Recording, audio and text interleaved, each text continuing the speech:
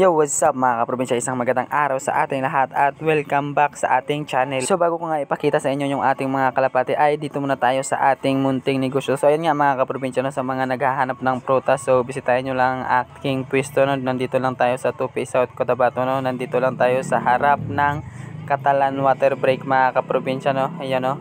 Catalan Water Break. Kapag nanggaling ka sa Coronadal City o sa Marbel, nasa right side lang to mga kaprobinsya, no? At dito na nga tayo sa ating mga kalapati, mga kaprobinsya na. So ngayon ipapakita ko sa inyo yung mga itlog ng ating mga breeder, no. Yun, meron tayong dalawang pares na breeder, no. Ito yung isa, tsaka doon sa kabilang isa. So magandang balita mga kaprobinsya kasi nga dalawa yung itlog nila, no.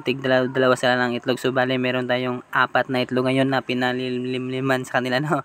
So ayan mga kaprobinsya, ito yung una nating breeder. So ito yung pinakamatandang kalapati natin dito kasi nga lahat ng kalapati natin dito ay anak niya mga kaprobinsya, no. Yun talaga matanda na to. So ang kapares niya ngayon mga kaprobinsya ay ito, no, yung kanyang anak niya to sa puti natin na kapares niya dati, no. Yan, kapares niya dati. So anak nila yun yung kanina. At yung anak nila ay naging kapares na ng ating hen ngayon. So ito yung anak nila, so kapares ng ating hen ngayon, no.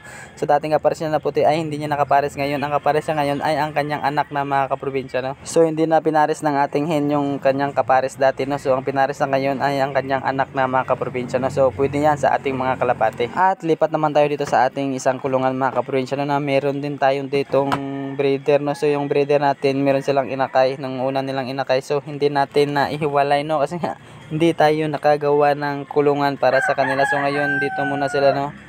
Isa lang muna sila ditong pamilya, no, meron ng itlog na nililimliman. So okay naman mga kaprobinsya kasi nga di naman sinisira ng mga inakay yung itlog ng ating breeder. So pinababayaan lang muna natin habang di pa tayo nakakagawa ng kulungan, no. So ito mga kaprobinsya yung inakay natin na yun, no. Yan, ganito na sila ka ano ngayon, no, malaki na, talagang nag-mature na yung kanilang mga balahibo, katawan. So malaki na sila mga kaprobinsya na. So ang gagawin na lang siguro natin ay sa mga susunod na araw, kung di tayo busy, ay gagawa tayo ng mga kulungan nila, no. So at ipapakita din natin to, i-vlog din natin to sila, na you know, parang pakita natin ang buo nilang katawan, no, kung ano na talagang in-improve ng ating mga inakay sa ngayon. So sa ngayon mga kaprobinsya, no, ito lang muna yung update sa ating mga kalapati. So pambira na lang tayo nakakapag-upload kasi nga sobrang busy natin ngayon.